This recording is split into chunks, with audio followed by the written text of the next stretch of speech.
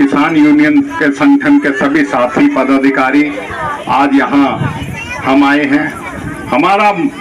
मुख्य मुद्दा ये है कि सरकार जो है हमारी जो जायज़ मांगे हैं, हमारी जो चाहे वो मुआवजे की बात है, चाहे हमारी जितनी मांगे हमने रखी हैं कि हमारे प्लॉट जो है वो सस्ते दामों पे मिले, हमारे बच्चों को रोजगार मिले, जिस फैक्ट्री में हमारी ज़मीन गई है, और जिस तरीके से गांव का विकास होना चाहिए वो विकास हो, जो मुख्य तौर पे हमारी कमेटी ने अपनी मांगे जो हैं सरकार के सामने रखी हैं। हमने तीसरी या चौथा धरना है जिसमें प्रशासन की भी ये रहती है कि धरने को जुड़ने ही मत दो, लोगों को कभी टेंट ना लगाने देना कभी किसी चीज़ के लिए। लेकिन ये आप लोगों की, मैं समझता हूँ कि इतिहास में, हमारे इलाके के इतिहास में पहली बार यह है कि इतना संघर्ष करके आप अपने हक के लिए कर रहे हैं। इस बात के लिए तो मैं आपको जो है मुबारकबाद भी देता हूं और इस बात के लिए आपको शाबाशी भी देता हूं कि आपका हौसला और आपके जो जज्बात हैं उसके आगे सरकार को झुकना होगा। आज हमने ये प्रस्ताव जो है डिप्टी कमिश्नर से बात करी और आज जो बात हमने जो इसके संबंधित मंत्री हैं, इंडस्ट्रीज मिनिस्टर हैं राव नरवीर से बात करी और उनसे अपनी बात को रखा कि हमारी बातों को सुना जाए। जब तक सरकार के सामने अधिकारी हमारी बातों को सुनते हैं, आधी पहुंचाते नहीं पहुंचाते, हमारी कोई तसल्ली नहीं, ना कोई जवाब देते। हमने कहा हमारी बातों को सुन के और हमारी जो बातें हैं उनका जो है समाधान कीजिए। उसके लिए कल हमें 11 बजे उन्होंने गुड़गांव बुलाया है। मैं अपने साथी जो साथी धरना चला रहे हैं, समिति है, कमेटी है, उससे कह दिया 11 सदस्य उनके अपनी मुख्य मांगों को जितनी हैं उनको सबको संबंधित करके संग्रहित करके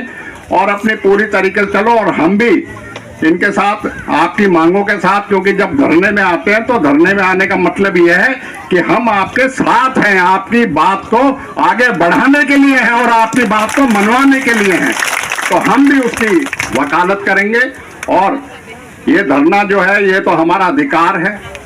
सरकार अगर नहीं मानेगी, हमारी बात नहीं मानेगी, तो हम फिर से धरना लगाएंगे और अपनी बात धरना लगाएंगे तो हम अपने इलाके के सभी लोगों के साथ मिलके कि हमने तो पूरी कोशिश कर ली कि किसी तरह सरकार मान जाए, लेकिन ये सरकार बजिद है, इसलिए हमें तो मजबूरन होके